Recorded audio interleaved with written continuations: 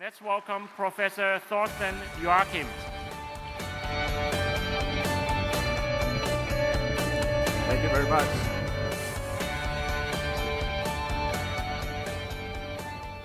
So, it was about 20 years ago and that was well before I arrived at Cornell, that my faculty colleagues started to realize that the world of computing was changing. Computers used to be something that happened in the office or happened in a lab, but all of a sudden it was moving into our living rooms. We had these systems now where computers and humans were interacting and becoming computational and human systems. And if you think about it, what we have today, we have all of these social networks, we have search engine recommendation systems. And it's really about the interactions of human and system that makes these systems work. This is how the Department of Information Science was born at Cornell. And the story that I'm going to tell today during my talk is really one of the stories of information science. It's about humans and machines kind of interacting in a productive way. So the types of systems that I want to think about are these learning systems that use machine learning and interact with users and learn from their users. Recommendation systems, search engines, smart homes, and many, many other systems that fall into this category. And really, if you think about it, these systems get their knowledge from their users. Like a recommendation system, like the movie recommendation system Netflix, has not seen any of the movies. But it knows a lot about movies by using machine learning based on the star ratings that many, many people give to the movies to actually acquire a lot of knowledge about the world. Or think about a search engine like Google. Such a search engine would constantly like to monitor how well it's doing based on the clicks that people make. And it would like to update its ranking function and improve. And of course, there's personalization, right? We always want to personalize to the users, make the system smarter. And I'd say, actually, if you want to have a shot at creating more and more intelligent systems, it's about really gathering as much intelligence from as many people as possible. So this is what this talk is going to be about, these types of systems. And on a very abstract level, there are these systems which kind of follow in this loop, right? You have the user giving a command X, like a query in a search engine. The search engine responds with a ranking Y, and the user then gives some feedback in forms of clicks, pre-reformulations that tells the search engine how well it's doing. And overall, in this loop, everybody has the interest of increasing the utility that the system provides to the user. Now, the argument that I want to make here is, to make these systems work, it's equally important to not just think about the machine learning algorithm, but to actually think about where your data comes from. I mean, much of the big data that we collect today and that we've heard about today really comes from this type of interaction loop in our systems, right? But if we are not careful about thinking about how we gather this data, we'll gather a lot of junk. But what we really want is we want to have good data that actually answers the question and gains us the knowledge that we want to have. So what this talk is about is mostly really about the user part of machine learning, right? How do we get good data from the user? In particular, how do we get meaningful data? How do we get unbiased data? And how do we get more data? And there are many situations where we really need more data. Let me start with the first question, getting meaningful data. Here's the simplest problem that you may have when you're a search engine. You have two retrieval functions, retrieval function 1, retrieval function 2, and you want to find out which one is better. So there's a distribution of users, for example, me coming to the search engine, issuing my favorite query SVM. And ranking function 1 gives me that ranking, has a certain utility to me. Ranking function 2 gives me that ranking, has a certain utility to me. Now I want to find out which of the two ranking functions provides higher retrieval quality on average. So the first thought that you may have is, well, let's do an A/B test. Half of my users get this retrieval function, half get that retrieval function. And then we measure some statistics that are hopefully correlated with the thing that we want to improve, retrieval quality. So, people have thought about things like abandonment rate, like the number of queries that don't get any clicks, the number of clicks per query, where in the ranking people click, how long it takes people to click. And ideally, we want to find out whether any of these statistics is actually indicative of retrieval quality, right?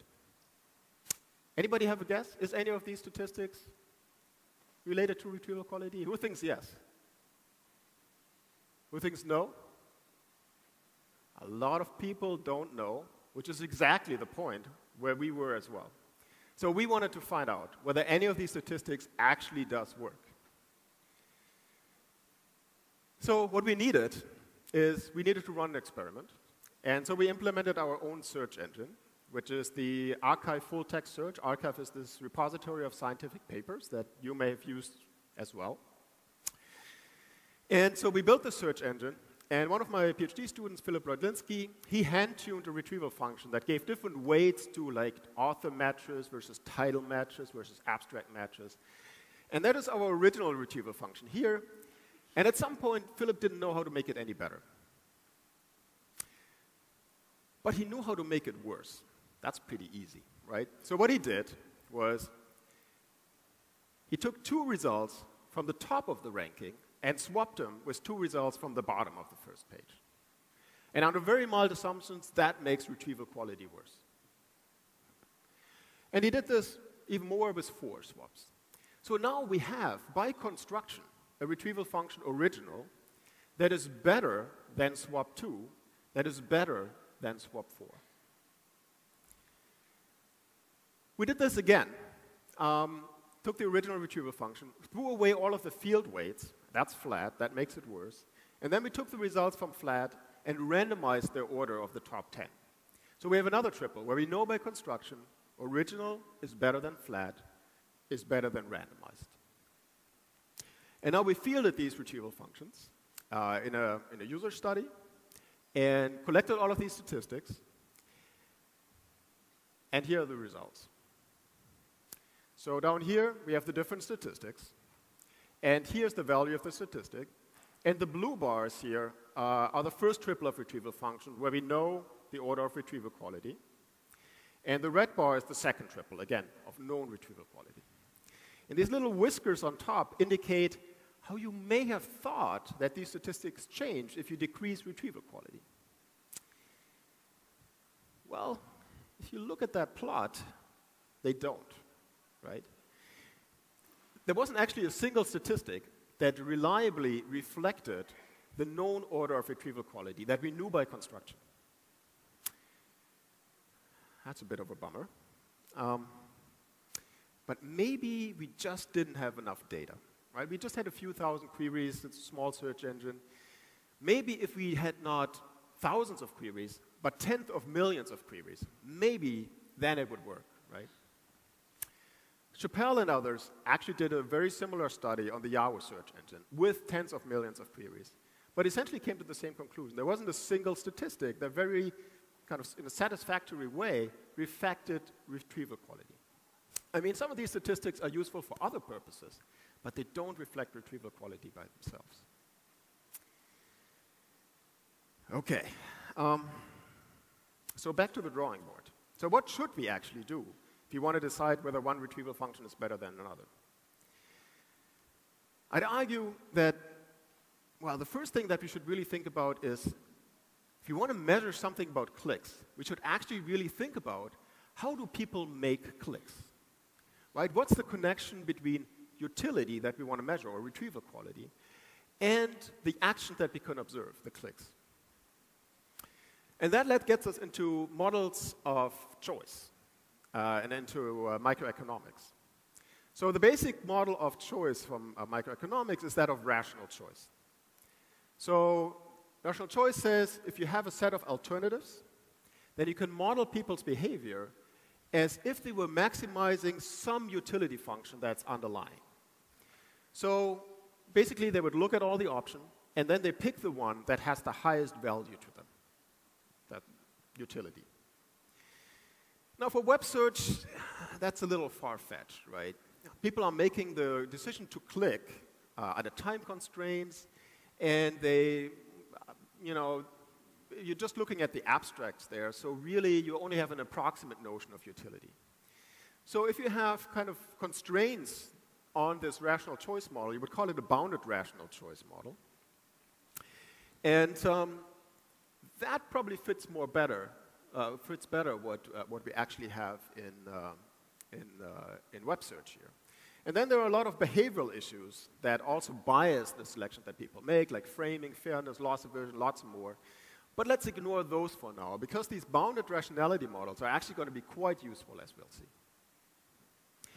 Okay, so what is a reasonable bounded rationality model for web search? How people click in search? So here's a very simple model. People read the results from top to bottom, and we've actually done eye tracking studies. That's not a bad approximation of how people scan the results. And then at some point they stop, and we don't know where they stop. And it's hard to predict where they stop. But once they observe the top k results, whatever that k may be, they actually make a kind of approximate rational choice among the options that they've observed. So if this is our model of how people make clicks, things like number of clicks doesn't actually have a meaning, right? So how should we then design these statistics? Or even better, I mean, think about it. We are the search engine. We can actually intervene, and we have complete control over what the user sees. So we can adapt the interface to gather the data that we want. So it's about 10 years ago, or more, 14 years ago, that I introduced this technique of interleaving. Interleaving is the following. If you want to decide whether one retrieval function is better than another, what you do is you don't do a A/B test, but you give everybody an interleaved ranking. So this interleaved ranking is constructed by taking the top k results from each of the two rankings and merging them together, and then presenting the interleaved ranking to the user. The user doesn't know where the results came from. And so in this sense, it's a blind test. Then you can check, you can see where the user clicks in this ranking, and you can trace this back to where these clicks came from. So here the user clicked on 1, 3, and 7 in the interleaved ranking. And you can see for ranking function 1, there was only one of the results in the top 4. And for ranking function 2, there were 3 results in the top 4. So ranking function 2 produced more relevant results than ranking function 1, and you could say it won this pairwise comparison. And now we can do this over a whole distribution of queries and get a noisy kind of binary preference that tells you then, kind of in aggregate, which ranking function is better. Does that actually work? So use the same retrieval system, same experiment setup, but now we did this interleaving comparison, and that's the conditions that people were assigned to. And here are results. Here are the different pairs that are being interleaved. And I've organized, and this is the value, it's the percentage wins of the retrieval function in this interleaved comparison. And I've always organized it so that the number of wins of the red bar here, corresponds to the better retrieval function that we know is better by construction, and the blue is the inferior retrieval function. So all the red bars are actually significantly higher than all the blue bars. So interleaving actually perfectly reproduces the order of retrieval quality that we knew is correct by construction. Now you may say, oh, well, this was archive search. This was scientists, very rational people, searching for papers to read, right? Does that actually work in a different environment as well? So at this point, there are published studies both on Bing as well as on Yahoo that this also works for regular web search. So now we're in a position where we can actually start thinking about the machine learning algorithm, right? We actually have a reliable way of getting meaningful data. And this was precisely the point where we were 6 years ago. And we designed what we call the dueling bandit setting of how do we do online learning from these paired comparisons, right? If I have now k retrieval functions and I want to find the best one, how do I schedule these pairwise comparisons to most efficiently find the best one? And at this point, there's actually a whole bunch of algorithms for solving this problem. But that's not what I want to focus on in this talk. let me skip these algorithms, because the key point that I want to make here is that a lot of machine learning, if you're thinking about these human interactive systems, happens well before you run the machine learning algorithm, right? It's actually about gathering the right data, and once you have the right data, the rest kind of becomes automatic. So this was kind of an example of how I think we should be designing these systems, right? We start with a model of how people behave, how the actions that we can observe are connected to the underlying thing that we want to extract, the knowledge that we want to extract, utility. And once we have a plausible model of how that's happening and an accurate model of how that's happening, then we have to design the interface. And we can make interventions in designing this interface, like interleaving, to gather the data that we want, and then we can design the machine learning algorithm. It's not just about big data. It's about getting the right data and getting meaningful data. So this kind of dueling bandit setup is great if you have a few options that you want to kind of winnow down to the best. But there's a lot more settings in which we want to use kind of interactive learning with users. For example, in personalization and in recommendation. And this dueling bandit setup doesn't really work there. So let me kind of do another pass, basically through the same argument, but from a recommendation perspective that's more suitable to recommendation. So this is my Netflix page. And what Netflix does is it gives me these recommendations of things that I would like to watch. So Netflix thinks that I most like to watch Lewis Black.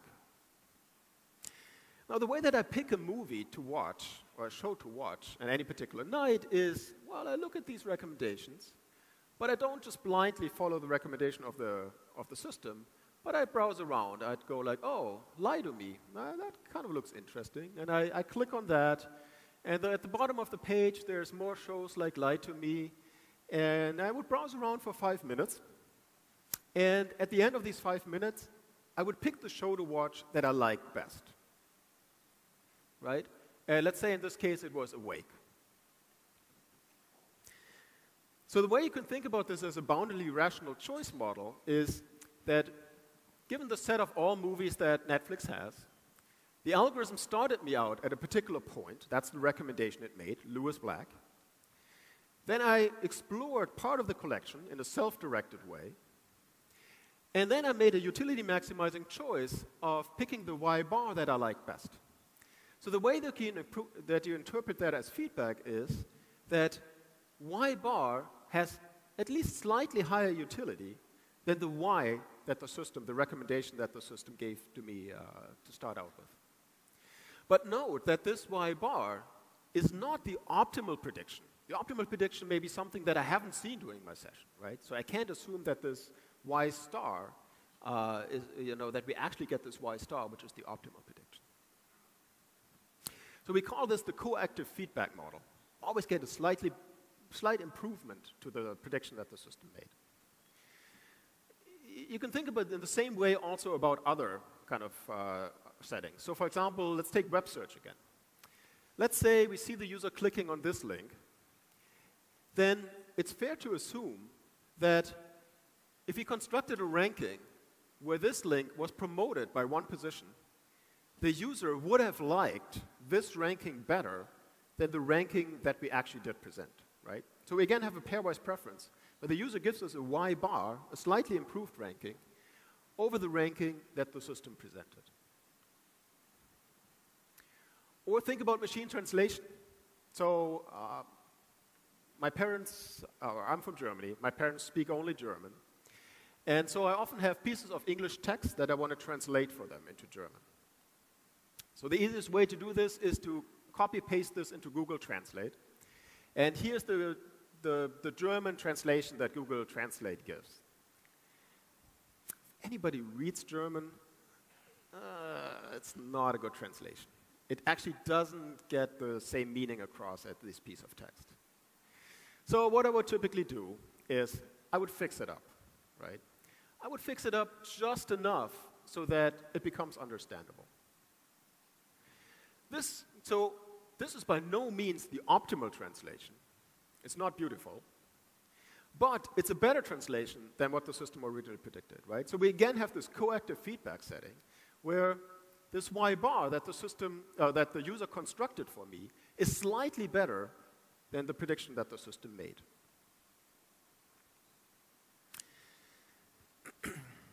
So can we design algorithms that work with this feedback that's different from supervised feedback? Supervised learning feedback in the traditional setting assumes that we get the y star, the optimal label, right? Can we also design algorithms that make do with these much weaker labels, y bar, that are just a slight improvement over the prediction that the system has made? And the answer is yes. They're very simple algorithms. So the simplest one we could come up with is a perceptron. But you can do the same trick for, if you want to do a deep neural net, you can do that as well. So basically, you just do a perceptron update with this y bar, not the optimal label, but just the slight improvement. And so that's the key difference, right? The feedback is different. It's not the correct class label here. And also the way that we're going to evaluate the system's performance is different.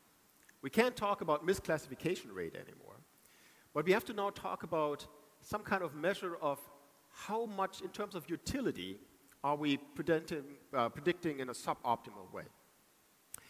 And so we defined this notion of regret. Regret is a kind of way of measuring over time how suboptimal a system actually is.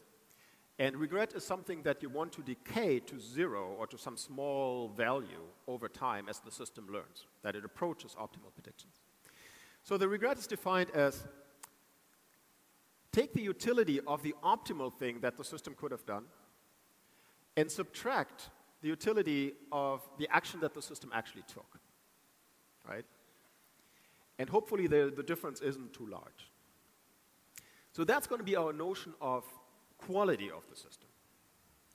It seems like a strong notion of quality because in our setup, the cardinal utilities, utility values, we never actually observe. Nevertheless, we kind of evaluate our system by it.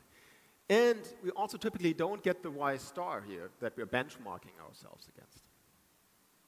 Well, it turns out it's actually pretty easy to derive theorems that characterize the regret, the expected regret, of this very simple perceptron algorithm. And so this is the bound. And if you have seen the perceptron and if you have seen perceptron bounds, you will recognize this. If you haven't seen this, it doesn't matter that much. You have this second term here, which is a margin term, r times w, which you always have in these perceptron-style bounds. It's the norm of the optimal weight vector. And that decays to 0 at 1 over square root of the number of training examples that you have, number of iterations that you learn. That's very much like a regular perceptron. And then up here, you have a term that characterizes how good your feedback is. And that's what it asymptotes to. So let me explain to you how you measure the quality of the feedback.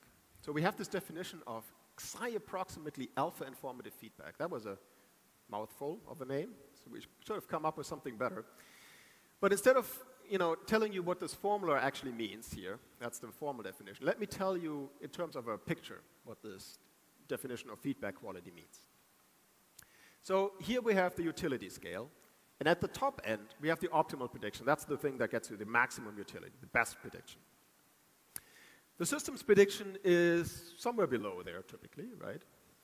And then what we wanted in our coactive learning setup is that the user's y bar, the user's feedback, is somewhere to the right here, right? Somewhere between the system's prediction and the optimal prediction. And it could be stochastic, right? So sometimes the user actually gives us feedback that's worse than the prediction that the system made, right?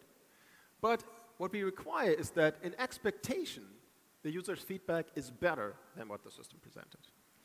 And to measure how much it is better, we use this factor alpha, indicated by this green region here, showing you kind of a relative improvement over shrinking this gap between system prediction and optimal. Now, sometimes we'll also be in a situation where even in expectation, the feedback is worse than what the system presented. And in those cases, this kind of loss in utility, in expected utility, that's exactly the psi that goes into this bound here. So as long as the psi's are small, the coactive preference perceptron is going to converge to a very good solution. Okay, so we have a very simple, nice algorithm. Let's try it out. So we're going back to our archive full-text search engine. And so we came up with a retrieval function that had about 1,000 features and it was a linear weighting, so 1,000 parameters, a weight vector to tune, and that's what we used this coactive preference perceptron for. And the way that we constructed feedback was exactly the same as we had on the previous slide. So if somebody clicked the link in this position, we constructed the feedback ranking as the ranking that you get if you promote that link by one position.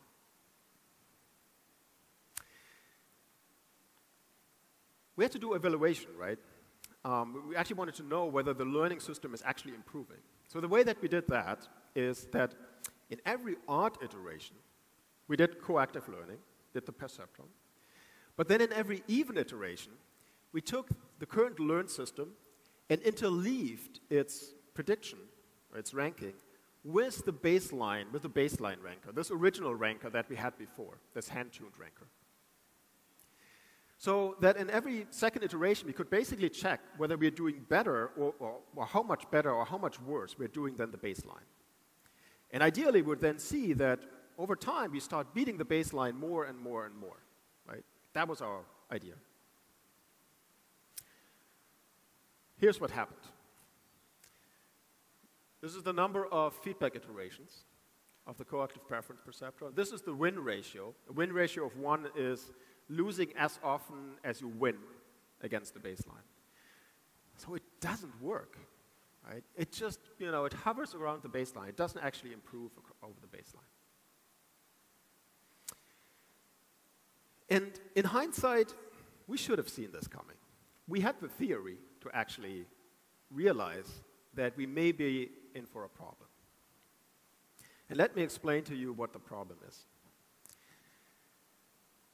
There's this alpha informative feedback, and here we have a system prediction that's pretty far from the optimal prediction. And now it's pretty easy for the user to give us a feedback ranking that's actually an improvement. But if we move closer to optimal with our predictions, it gets harder and harder to actually come up with an improved ranking. And if we move really close, then we are starting to incur these slacks. And the reason why we incur these slacks is the following. I mean, think about it. If this is the close to optimal ranking here, and users are just a little bit noisy in how they click, then there are a lot of links that they can click on that make this ranking worse, kind of point the coactive preference perceptron in the wrong direction, and only a few links that they can click on to give you an improved ranking. So if the noise level in your clicks is sufficiently high, which it probably is in web search, right, then you get this long tail here of all of the rankings that are actually worse than what the system predicted, and we get this shift where the expected feedback actually is quite bad. Now, what would we really want? We would like to shape this feedback so that the distribution looks more like this, that we cut off this kind of nasty tail of all of the bad rankings and all of the noise that the users give back to us. And the idea here is, again, not to kind of mess with the learning algorithm, but to actually think about how do we get better data from the user, cleaner data from the user. So here's how we can do it. It's called fair pair, and it's very simple. So instead of presenting just the ranking as the search engine outputs it, what you do is you take adjacent pairs and you flip them with probability 50%. And then you only create a feedback ranking if the user clicks at the bottom of one of these pairs. Now think about it. Each of the elements of the pair has the same probability of being in the bottom of the pair. If the users act completely randomly, we're going to generate feedback in both directions of the pair with an equal probability. In expectation, they're actually going to cancel out. So that means, kind of in the worst case, if users are completely random, we still only get feedback that kind of keeps us at the position where we currently are in the corrective preference per spectrum, because errors cancel out, noise cancels out, if you collect data in this fashion. But if users are just a little bit rational, if they just are slightly more likely to click on the more relevant results, we actually get alpha informative feedback that points us in the right direction. So here's the same experiment. And the only change that we did was we introduced this fair pair perturbation in collecting the data. And now the system, even just after a few hundred learning steps, is already substantially better than the baseline, and it keeps improving. So it was again about collecting the way that we collected the data, making interventions into the interface that gave us cleaner data that our learning algorithm had a much easier time learning with. So this is the plot that is in the ISML paper, and it's all of the data that we had by the submission deadline. But actually, about a year later, Karthik Raman, who was the lead student on this paper, was in my office, and we were thinking about a different experiment to run on the full-text search engine. And at some point, we wondered, wait, did you ever turn off that experiment? And he was like, I don't know. Probably not. So, and indeed, it wasn't turned off. It was running the whole time. So Karthik went and collected all of the data that the system had accumulated over the year, and this is what it did. So it just kept improving and then kind of converging to some very high rate of beating the baseline. I've tried to build kind of real-world learning systems that can live in the world and autonomously learn in the world and be intelligent in the world for a long time. And most of the systems worked, but they all required kind of careful maintenance and feeding and, once in a while a little, careful tuning. This is the first system that I could actually literally forget for a year and come back and see that it performed just fine. So that really kind of made me convinced that if I have the right model of user behavior and I collect the data in the right way for the proper learning algorithm, that I can build these very robust systems that can live and learn autonomously in the world without human intervention. So that was the second kind of episode here, where it really went from coming up with a good model of how people make decisions and how that's connected to utility, the underlying knowledge that people have, and then designing the learning algorithm and the interface for collecting the data in a way that actually goes together well and that gives you reliable learning results. So let me get to the last one. And this is about getting more data. We live in an era of big data, but there's tons of problems where we still don't have enough data. So one of these problems is that of session-based recommendation. So it's different from long-term recommendation, where you have like a long-term profile of what you generally like. And session-based recommendation is like the task of, which movie should I watch tonight? There's only one movie that I can watch. And for tonight, there's a lot of hidden context. Which mood am I in tonight? Am I watching this movie with a friend? Do I have 1 or 2 hours, right? All of this is hidden from the recommendation algorithm. And you would want to use a session-based recommendation algorithm to quickly get this information within this one session to then adapt the recommendations that you give. Don't recommend 2-hour movies if the person has only 1 hour of time to watch, right? So Tobias Schnabel, Paul Bennett, and Sue May had this brilliant insight of how we could actually get more data for this kind of session-based recommendation. And before I tell you what that brilliant idea was, let me tell you what you're typically dealing with. So this is an interface for, as you would see it in Netflix or in Amazon as well, for selecting movies. You can browse through the movies. You can, click on a movie and explore more information about it, like who's the director and so on. And then eventually, you choose one movie to play. So they did a user study where they gave people this interface, very standard interface, and then collected all of the feedback that they got. In particular, you can treat getting more information about the movie as a positive signal that this movie is something that they were considering, that was interesting to them, right?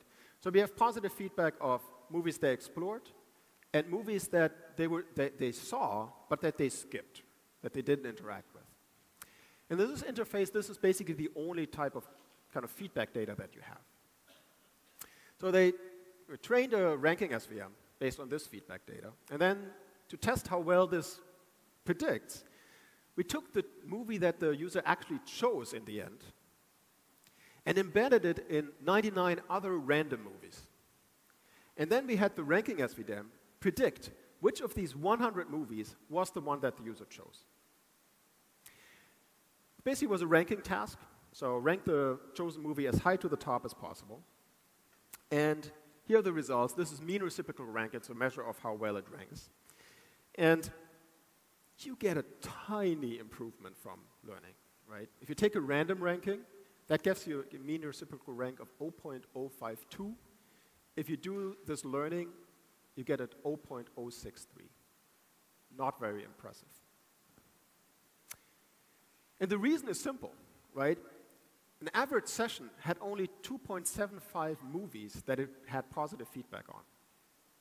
And that's just not a lot of data for a machine learning algorithm to deal with. Any machine learning algorithm. So here's the idea that Tobias, Paul, and Sue had.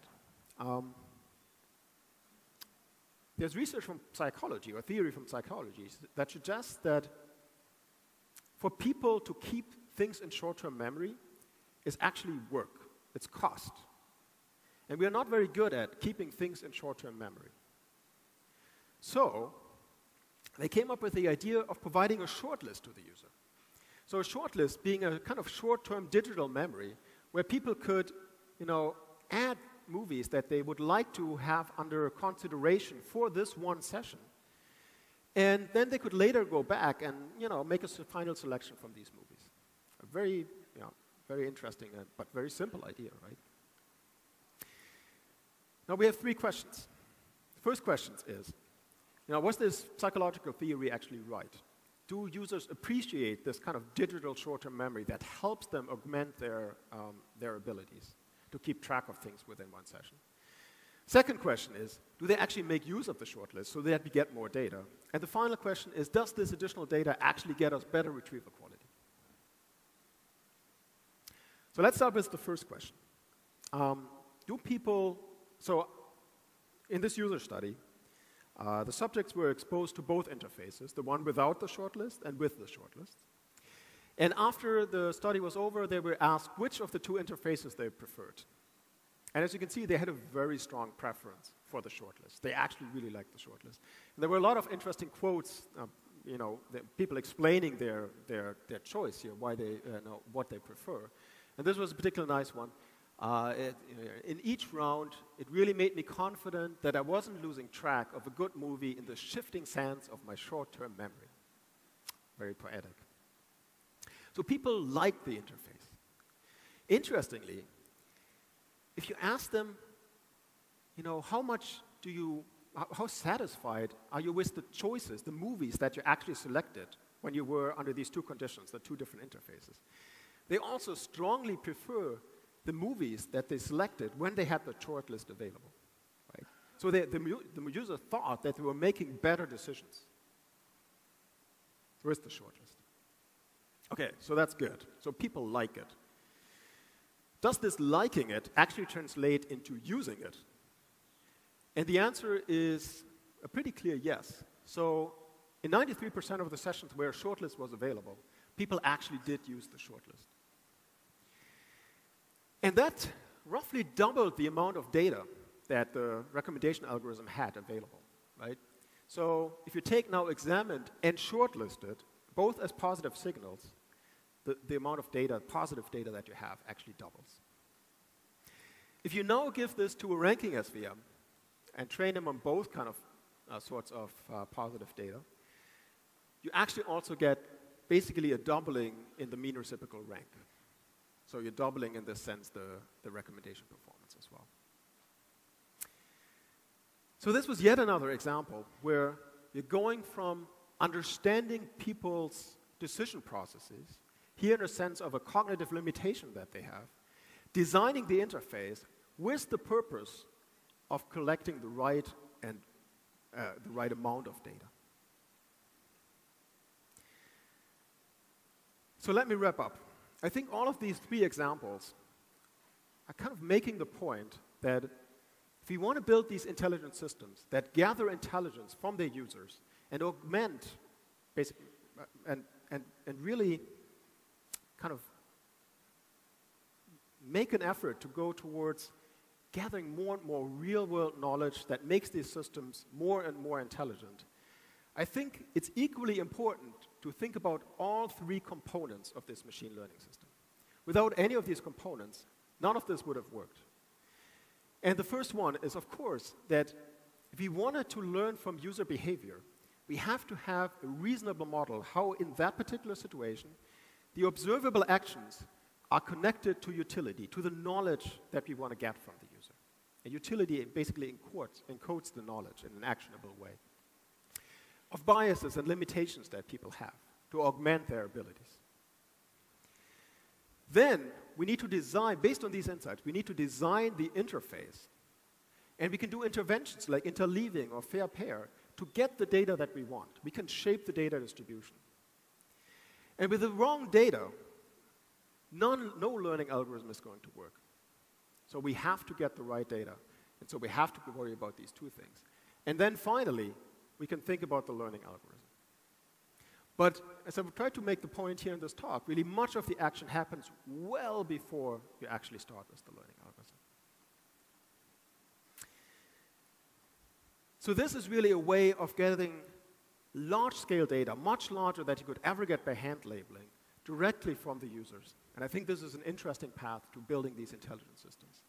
It's also an interesting example of what information science means, right? It's this idea that, or this necessity actually, that to make these computational systems work, you have to think about your users. You have to think about humans. And this relates to all of these different other disciplines, all of which were relevant in making these systems work. Thank you very much.